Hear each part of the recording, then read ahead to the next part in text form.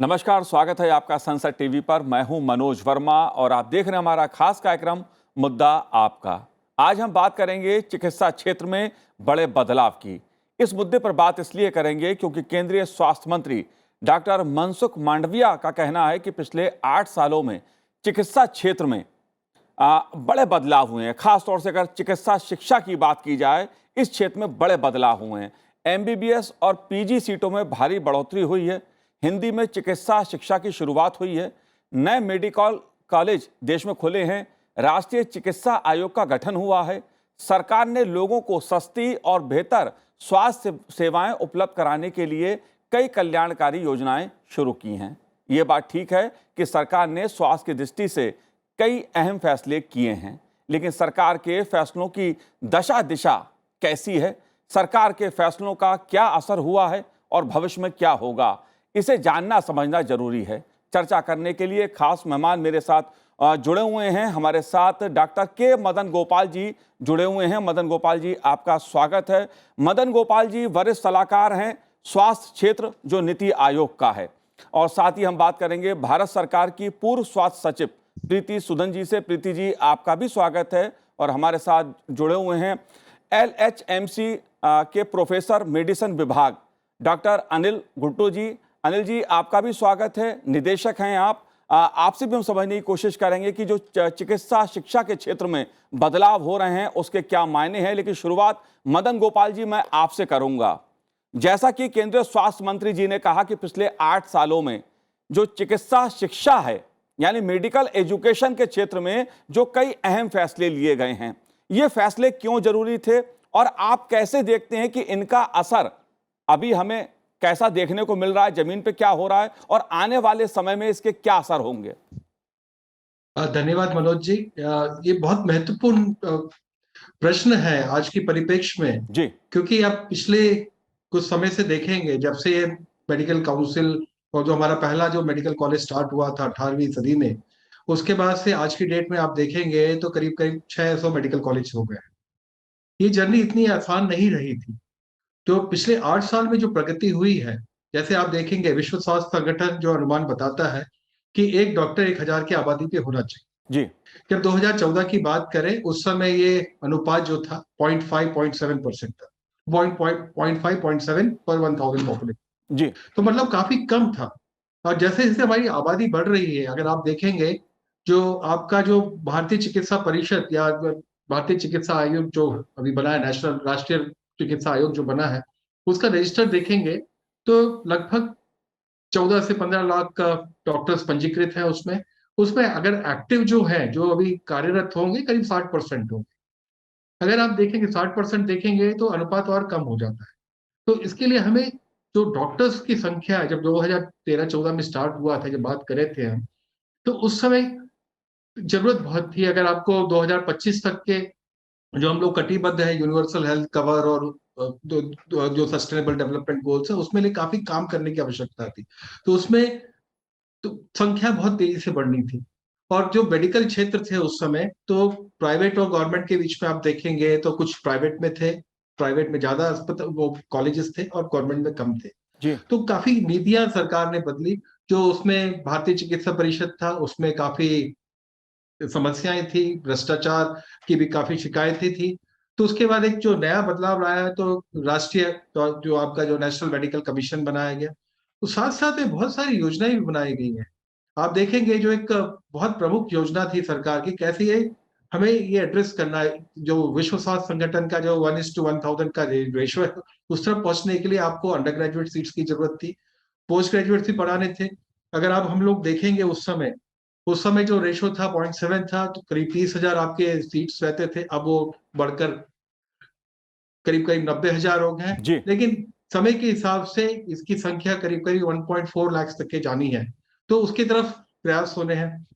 हर जिले चिकित्सालय में एक हर हर जिले में एक मेडिकल कॉलेज होना है। जो हर जिला जो 10 लाख की आबादी से ऊपर है, उसमें एक जिला चिकित्सालय, एक मेडिकल कॉलेज बनना है। ये हम लोग ने, हमारी कटिबद्धता है, हम लोग ने इसको कमिट भी किया है कि हर जिले में हमारा एक मेडिकल कॉलेज होना है। उसकी तरफ भी प्रयास कर रहे हैं। आपने देखा होगा करीब 10 लाख के ऊपर की आबादी के जितने जिले हैं, उसमें हार्डली आप 100 जिले ऐसे बचे होंगे, क्यों नए जिले भी जोड़ लेंगे जिसमें भी मेडिकल कॉलेज बनना है, अगर 10 जी लाख की आबादी के ऊपर है। उसके अलावा दूसरे जो सस्ती जो बात करनी है, प्राइवेट और जो गवर्नमेंट के बीच में जो गैप था फीस का, फीस के उसमें भी जब राष्ट्रीय नेशनल मेडिकल काउंसिल का गठन हुआ, उसके बाद भी जो प्राइवेट सेक्टर के जो मेडिकल कॉलेजेस है उसमें भी फीस के उसमें एक स्टैंडर्डाइज करने के लिए उसके ऊपर भी काफी काम हुआ है। इस सब प्रयासों के बाद हम लोग का जो लक्ष्य है कि कैसे एक विश्व स्वास्थ्य संगठनों के मानक के हिसाब से 2025-2030 तक कैसे हम लोग बढ़ती आबादी के हिसाब से उस प्रपोर्शन को रख सके। जी उसके अलावा जो आप देखेंगे पुराने उसमें क्षेत्रीय विसंगतियां भी बहुत थी, कि अधिकतर हमारे जो मेडिकल कॉलेजेस हैं पश्चिम और दक्षिण क्षेत्र में, लेकिन हमारी जो आबादी है वो पूर्वोत्तर और उत्तर उत्तर राज्यों में रहती है। तो 63% हमारे मेडिकल कॉलेजेस दक्षिण और पश्चिम में है, और हमारी आबादी वो आपकी पश्चिम और उत्तर में रहती है। तो इस विसंगतियों को भी पूरा करने के लिए जी पीएमएसवाई की योजना बिल्कुल भी। बिल्कुल बिल्कुल मदन गोपाल जी, तमाम पहलू हैं स्वास्थ्य शिक्षा से जुड़े हुए हैं। लेकिन प्रीति जी, मैं आपसे एक चीज जानना चाहता हूं। मनसुख मांडविया जी ने दावा किया कि 8 सालों में बहुत क्रांतिकारी बदलाव चिकित्सा जो शिक्षा है उसके क्षेत्र में हुए हैं। सीटों की संख्या बढ़ी है, जाहिर सी बात है कल्याणकारी योजनाएं शुरू हुई हैं, ये सब कुछ हुआ है। लेकिन एक मैं मोटे तौर पे बदलाव जानना चाहता हूं आपसे कि 2014 से पहले, ऐसा नहीं है कि उससे पहले कुछ काम नहीं हुआ, उससे पहले भी कुछ स्वास्थ्य क्षेत्र में काम हुआ है, लेकिन 2014 के बाद जो खास तौर से चिकित्सा शिक्षा के क्षेत्र में हमें बदलाव देखने को मिल रहा है, वो कितना महत्वपूर्ण आप देखती हैं? उसमें क्या अंतर आया है? दर्शक भी जानना चाहेंगे ये बात। देखिए, डॉक्टर गोपाल ने बहुत अच्छी तरह से हमें कई पहलू जिनके ऊपर सरकार ने बहुत काम करा है वो समझाए। मैं आपसे ये कहना चाहूंगी कि इनके अलावा तो ये एक तो हुआ कि हमारे मेडिकल सीट्स बढ़ी हैं, जी और ये अगर हम एमबीबीएस देखें तो 96% इंक्रीज, और अगर हम पोस्ट ग्रेजुएट सीट्स देखें तो 105% सीट्स बढ़ी हैं। जी तो ये जो एक परसेंटेज में मैं इसलिए बोल रही हूँ ताकि हमें एक अनुमान रहे कि कितना काम हुआ है मेडिकल एजुकेशन में पिछले कुछ सालों में। दूसरी बात ये है कि डिस्ट्रीब्यूशन ऑफ मेडिकल कॉलेजेस, जैसे डॉक्टर गोपाल ने बोला कि ये जो अनइवन डिस्ट्रीब्यूशन थी उसको भी ठीक करने के लिए बहुत ठोस कदम उठाए गए हैं। हर डिस्ट्रिक्ट में एक मेडिकल कॉलेज हो, तो आप सोचिए कि उससे ये जो अनइवन डिस्ट्रीब्यूशन का मुद्दा है इसको हम एड्रेस कर पाएंगे। जी तो 58 मेडिकल कॉलेजेस तो पहले ही सैंक्शन हो गए हैं, और डिस्ट्रिक्ट हॉस्पिटल्स अभी देखिए इतना, मतलब ये एक मुहिम चला है कि स्टेट्स भी इसमें बहुत शामिल हुए हैं और प्रपोजल्स भेज रहे हैं। तो I would say infrastructure expansion, दूसरा मैं कहूंगी कि उसके साथ कॉन्सिक्वेंटली सीट्स की बढ़ोतरी।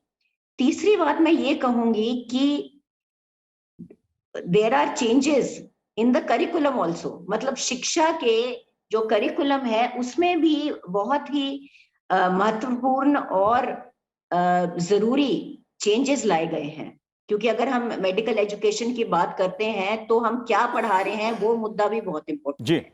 तो अब आप देखिए कि कम्युनिटी मेडिसिन इंक्लूड और भी वो कोर्स एक्सपैंड करा गया है एमबीबीएस में।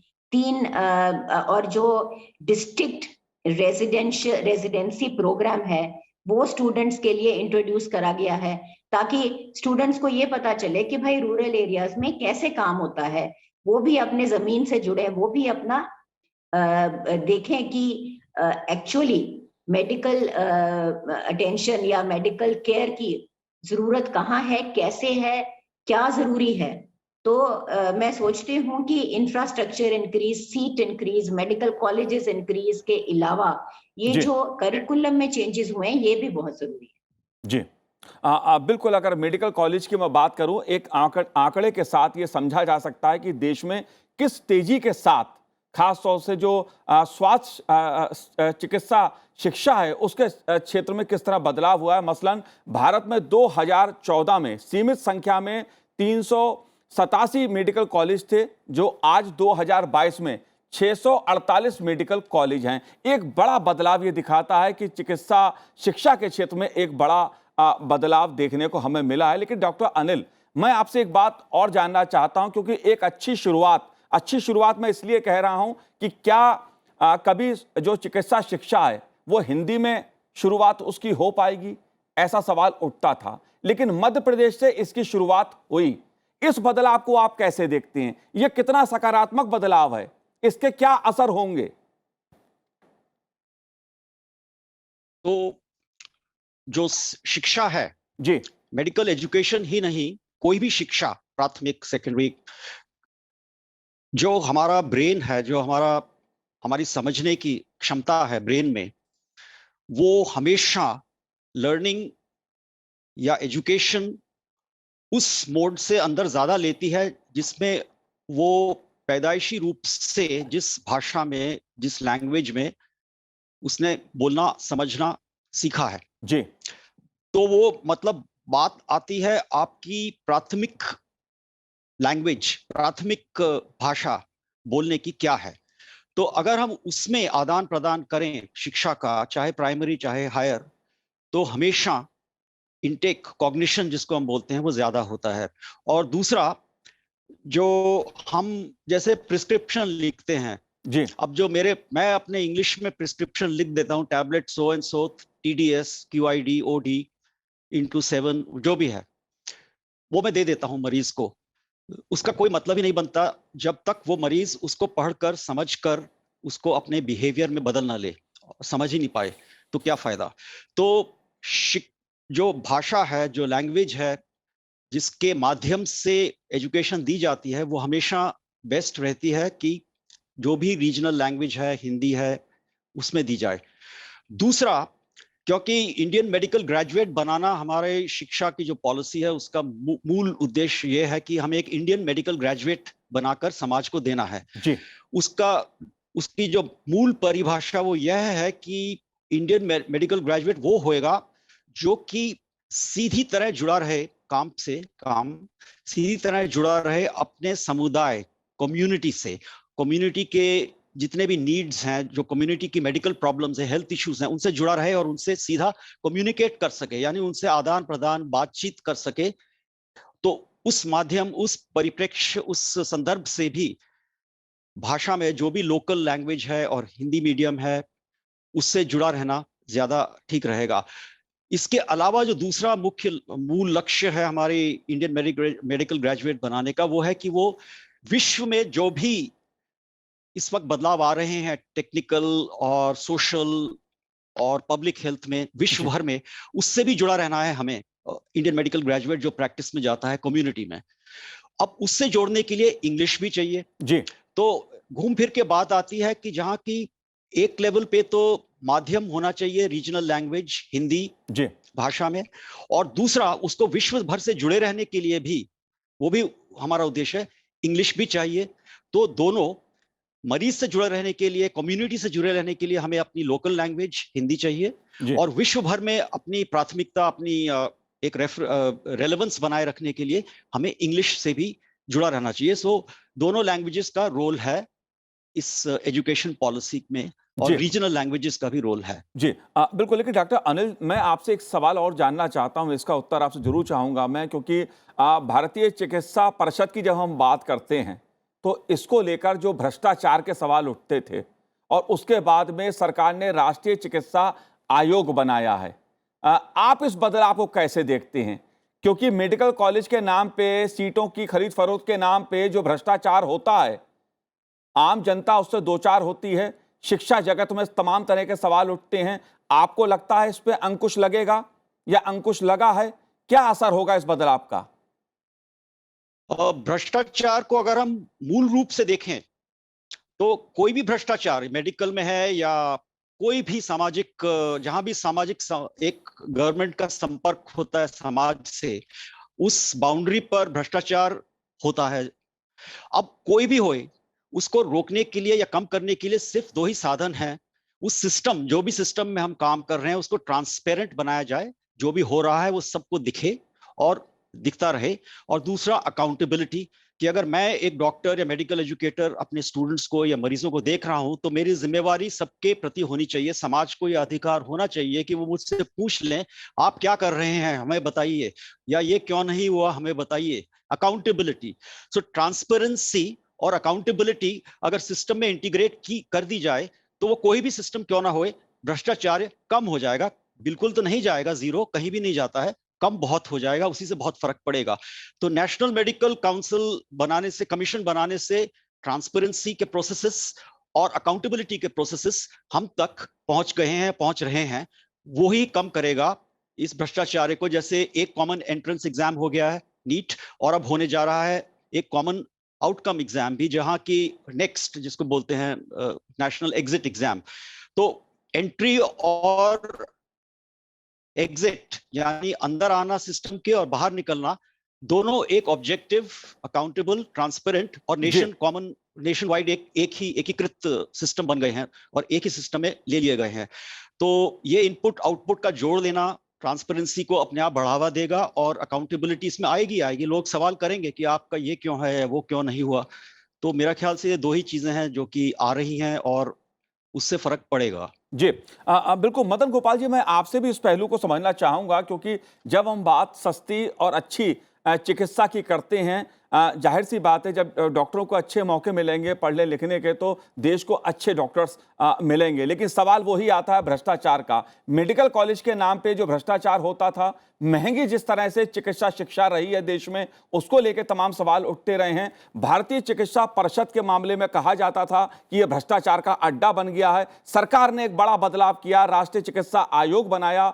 इस बदलाव को आप कैसे देखते हैं, क्या कहना है आपका? मनोज जी, पहले तो ये पहलू समझना है, जी। जो हमारे भारतीय चिकित्सा परिषद था, जी। वो मेनली आपका इंफ्रास्ट्रक्चर रिलेटेड उस पर ही फोकस रहता था उसका। जी। और आप उसकी संरचना देखेंगे तो करीब करीब 1930 के दशक से स्टार्ट हुआ था।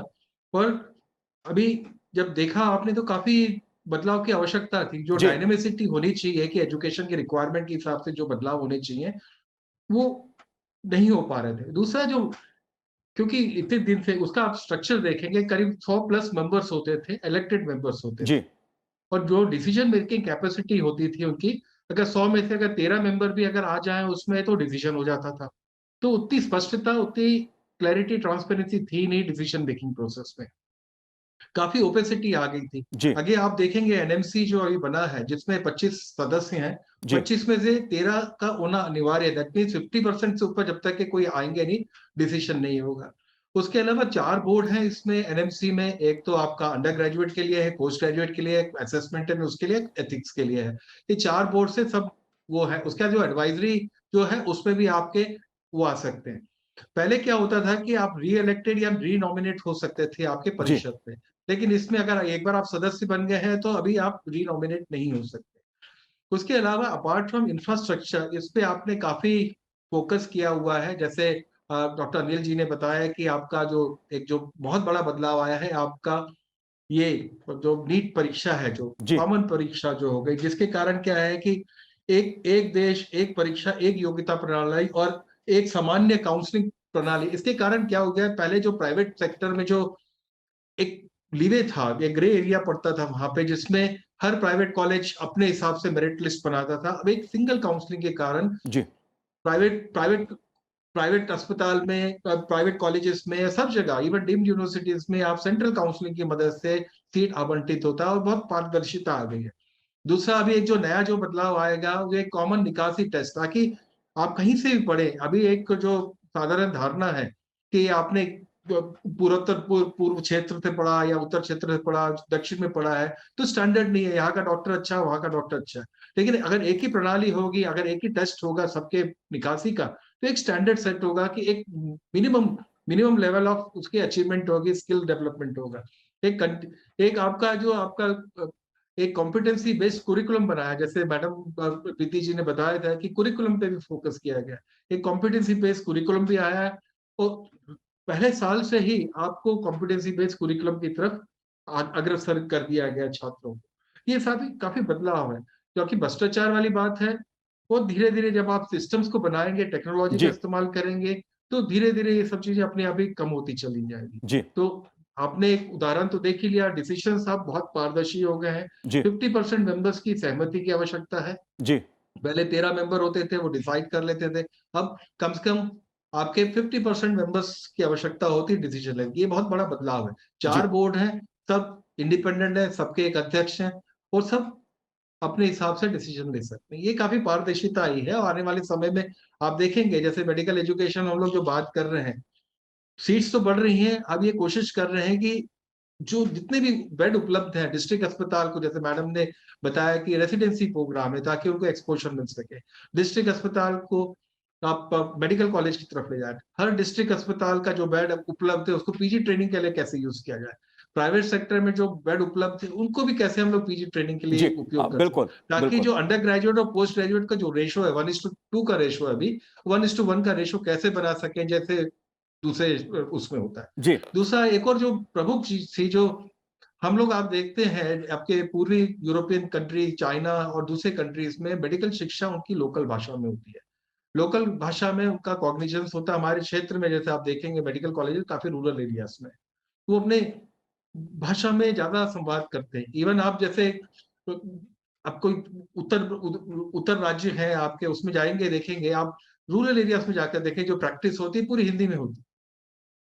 तो जब वो हिंदी में उसकी बातचीत है, कॉग्निजेंस उसका हिंदी में उसका विचारों की जो क्षमता हिंदी में है, तो उसके कारण एक बहुत बड़ी पहल हुई है। तो बहुत सारे बदलाव हुए आने के बाद। जी बिल्कुल तो अ, बिल्कुल मदन गोपाल जी, बिल्कुल एक बड़ा बदलाव। अगर हम मेडिकल एजुकेशन की बात करते हैं, उसमें जिस तरह से हिंदी और भारतीय चिकित्सा पद्धति की एक तरह से हम बात कर रहे हैं, उसकी भी शुरुआत एक अच्छी रही है। लेकिन प्रीति जी, अगर कुछ कानून सरकार ने और बनाए हैं, मसलन national allied and health care profession कानून 2021 बनाया है। इसी प्रकार एनएमसी की तर्ज पर डेंटल काउंसिल ऑफ इंडिया और इंडियन नर्सिंग काउंसिल में भी नए कानून के जरिए सुधार किए जा रहे हैं। इस बदलाव के क्या असर होंगे, क्या बदलाव आएगा इससे?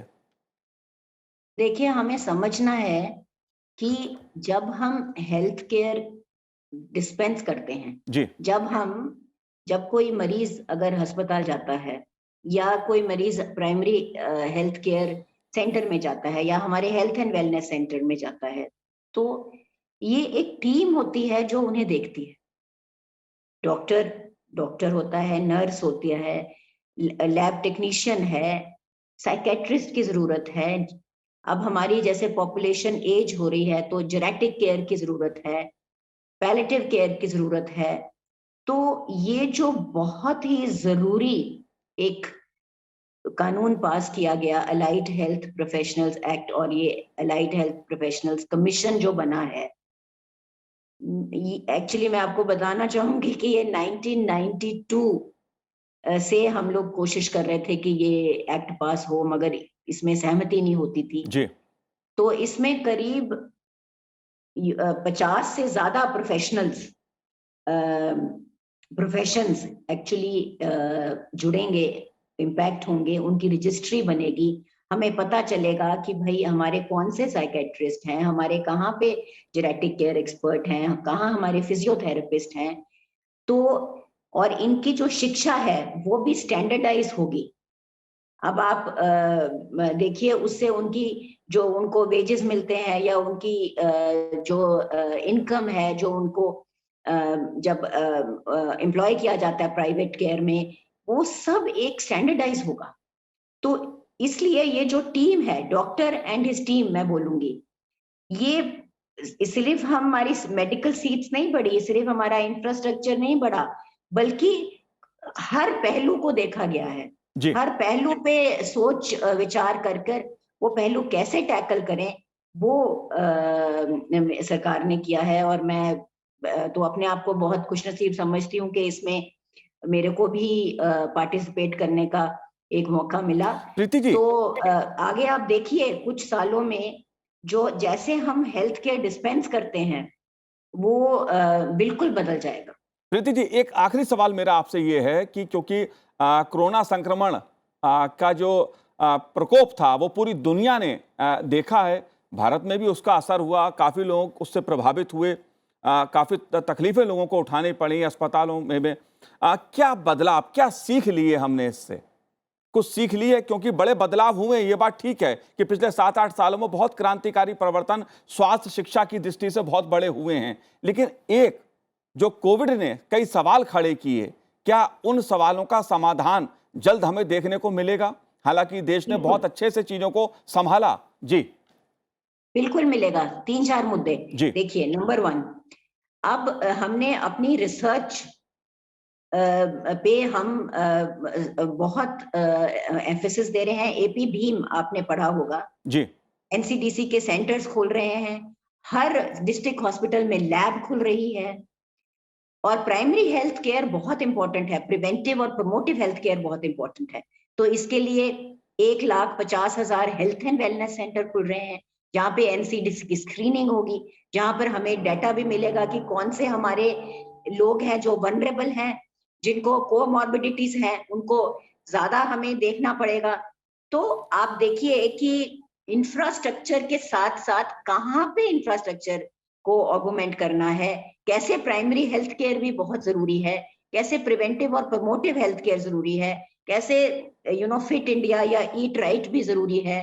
तो ये सारा एक बिग पिक्चर को रखते हुए हम आगे बढ़ रहे हैं।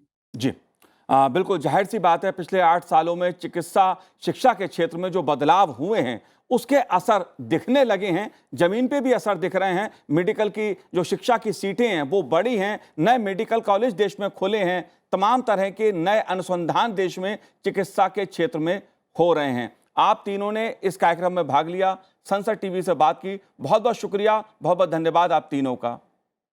तो आज इस कार्यक्रम में इतना ही, मुझे दीजिए आज्ञा, नमस्कार।